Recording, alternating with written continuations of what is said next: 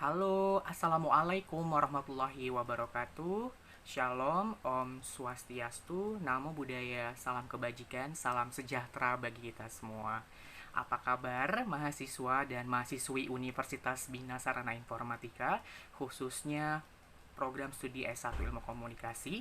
Pada hari ini senang sekali saya Robikal Muntaha Meliala sebagai dosen pengampu mata kuliah komunikasi massa menjumpai Anda kembali dengan pokok bahasan pertemuan 2, yaitu peran dan fungsi komunikasi massa.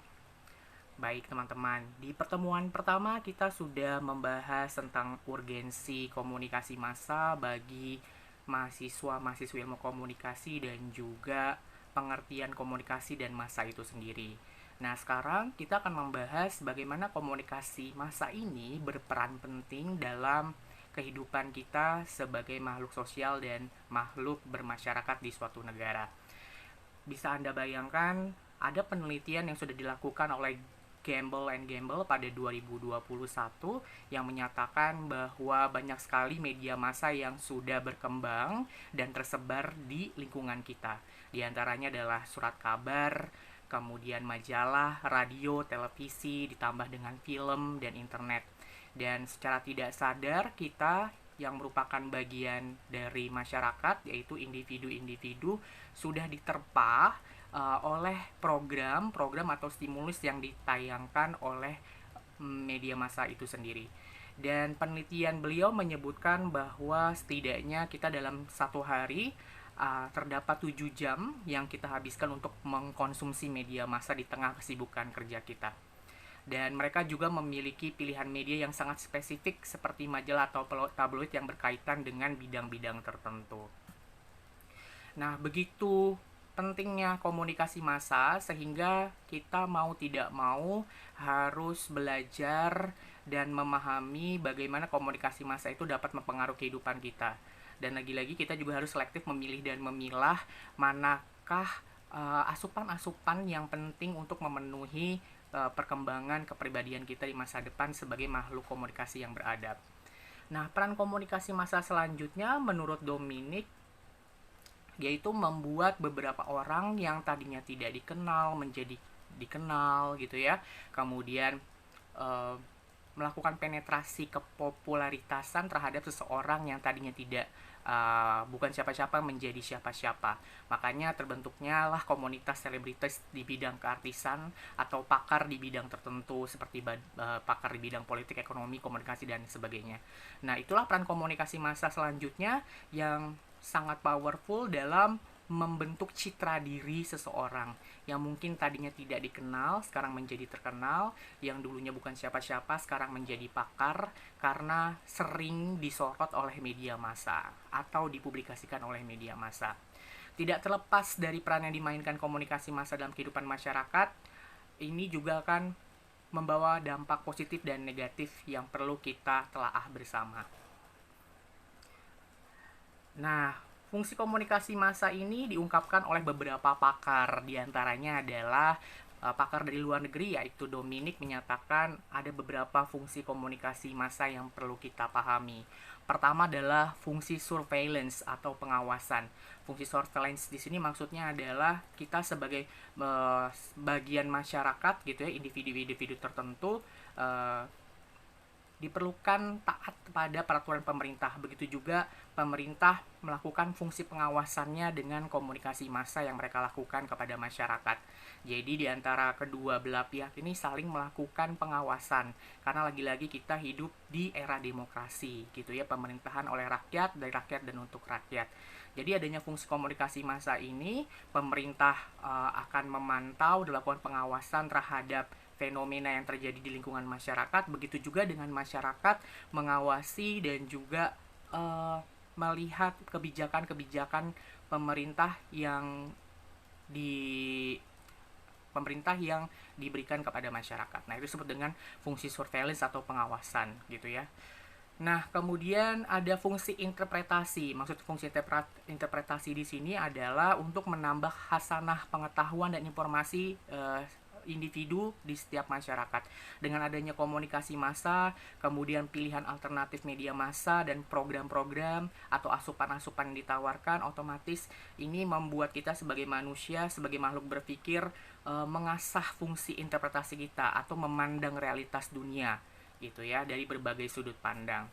Yang ketiga adalah fungsi linkage atau pertalian. Tidak dipungkiri fungsi komunikasi massa ini juga akan memperbesar potensi kita untuk berkomunikasi dan berinteraksi dengan sesuatu hal yang bukan hanya di dalam negeri saja, tapi di luar negeri, bahkan masyarakat dunia. Otomatis ini akan menjadi fungsi pertalian, pertalian yang mungkin akan berjalan secara sirkuler dan tidak akan berhenti gitu ya, karena kita sesungguhnya juga adalah warga dunia, bukan hanya warga satu negara saja. Ini yang disebut dengan fungsi pertalian gitu ya, di mana aspek ideologi, politik, ekonomi, sosial, budaya ini akan berada di dalam satu asupan yang ditawarkan oleh media massa.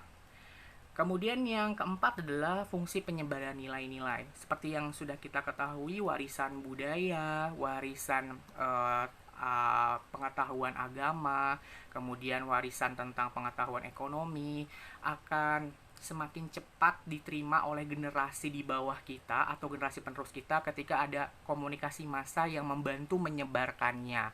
Maka dari itu fungsi komunikasi massa di sini juga dapat menyebarkan nilai-nilai tertentu. Sebagai contoh, bagaimana kita tahu bahwa negara Indonesia adalah negara yang berdasarkan Pancasila gitu ya, filosofi kita Pancasila, kalau tidak dibantu dengan peran pers, fungsi komunikasi massa yang selalu mempenetrasi ajaran-ajaran Pancasila di dalam programnya. Nah, itu disebut sebagai menyebarkan nilai-nilai. Fungsi komunikasi massa yang selanjutnya yang seringkali lebih dipakai banyak orang adalah fungsi hiburan. Jadi fungsi komunikasi massa yang berjalan di sekitar kita ini tidak bisa dipungkiri dijadikan salah satu alternatif bagi individu untuk melepas kepenatan sehingga dapat memilih acara-acara yang mungkin dianggap sebagai acara-acara yang mengundang tawa, humor, atau sarana relaksasi dari kepenatan yang sudah dialami oleh individu dalam satu harinya. Makanya disebut sebagai fungsi komunikasi massa untuk memberikan hiburan kepada masyarakat. Makanya muncullah dunia entertainment atau dunia hiburan yang mungkin terdiri atas belantika musik ataupun komedi, lawak gitu ya, ataupun program-program variety show lainnya. Nah, fungsi komunikasi massa menurut Onong Uhyana Effendi berbeda dengan menurut Dominik yang menyatakan kalau Effendi sendiri menitik beratkan kepada tingginya fungsi komunikasi massa sebagai fungsi informasi. Tentunya ini salah satu alternatif memperkaya kognitif atau pengetahuan kita sebagai manusia dengan adanya komunikasi massa yang dapat kita pilih dari berbagai media massa yang ada, akhirnya memberikan informasi atau insightful kepada kita terhadap pengetahuan di lingkungan sekitar kita, bahkan pengetahuan di berbagai dunia. Nah, fungsi pendidikan, jangan lupa fungsi komunikasi massa ini juga sebenarnya dijalankan oleh pers di baliknya yang harus mengutamakan pendidikan di dalamnya gitu. Karena lagi-lagi berkembangnya komunikasi massa ini seharusnya menumbuh kembangkan potensi kita sebagai manusia yang beradab, bukan menjadi manusia yang tidak beradab. Maka ada fungsi pendidikan yang harus dijalankan pada fungsi komunikasi massa ini. Kemudian ada fungsi mempengaruhi. Fungsi mempengaruhi di sini adalah to influence, yang maksudnya adalah untuk menggugah kesadaran kita berpartisipasi dalam pembangunan, baik itu pembangunan di skala nasional maupun di skala dunia. Jadi ini akan menggugah kesadaran kita untuk selalu berbuat baik gitu ya, diharapkan seperti itu fungsi komunikasi massa, dan mempengaruhi kita kepada hal-hal yang membuat kita semakin beradab. Nah, selanjutnya untuk De Vito sendiri menjelaskan bahwa fungsi komunikasi massa terdiri atas 6. Di antaranya adalah fungsi meyakinkan, apalagi ketika media massa menawarkan pengetahuan tentang inovasi terbaru gitu ya, contohnya tentang program BPJS atau program AI gitu ya. Dengan adanya komunikasi massa ini diharapkan memberikan efek meyakinkan kepada masyarakat, baik itu penonton, pendengar ataupun pembaca. Inovasi-inovasi itu dapat diterima dengan baik. Jadi ada fungsi meyakinkan. Yang selanjutnya adalah fungsi menganugerahkan status. Fungsi komunikasi massa ini seperti yang sudah saya bilang dapat membuat orang yang tadinya bukan siapa-siapa menjadi terkenal atau become famous gitu ya, atau menjadi disorot oleh media massa, sehingga komunikasi massa ini juga memberikan peluang menganugerahkan status tertentu kepada individu yang mungkin tadinya bukan siapa-siapa menjadi seorang selebritas ataupun menjadi seorang pakar di bidang-bidang tertentu, bidang ekonomi, politik, sosial, pejabat, dan lain sebagainya. Nah, yang ketiga adalah fungsi mempengaruhi. Seperti layaknya dengan fungsi meyakinkan, fungsi mempengaruhi ini juga diharapkan eh, menggugah kesadaran masyarakat untuk berpartisipasi dalam pembangunan. Dan keempat adalah fungsi menciptakan rasa kebersatuan dengan adanya komunikasi massa yang ada di lingkungan kita dan diatur oleh regulator dengan regulasi-regulasi tertentu, diharapkan dapat menumbuh kembangkan rasa persatuan dan kesatuan atau semangat nasionalisme kita sebagai masyarakat di suatu institusi negara.